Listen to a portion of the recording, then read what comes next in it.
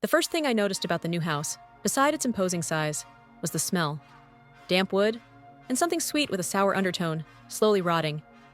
Dad said it had character. I said it had mold. We shared a laugh.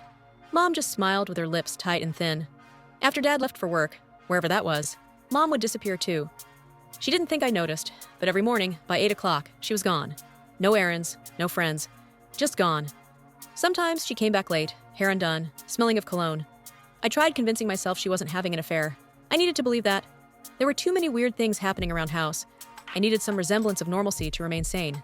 The mirrors in the house distorted objects. In the upstairs hallway of the West Wing, I'd catch glimpses.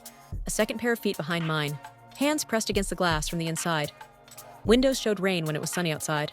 Sometimes, if I pressed my ear to the walls, I could hear distant scratching and faint panting.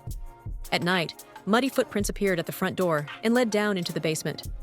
Our maid, Darla, wiped them up every morning and every night. She was constantly on edge, looking over her shoulder and scanning the entryways. She also sensed something was wrong.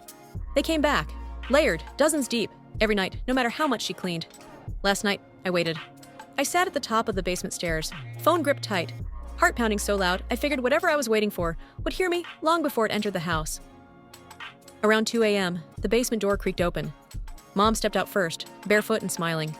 Her nightgown was soaked to the knees. Behind her, something followed. Something tall, hunched, wearing my father's suit, though it didn't fit quite right anymore. They looked up at me in unison. Their smiles stretched too far, as if the skin around their mouths were tearing just to reach me. "You're almost ready," they said, in deep, blood-curdling voices.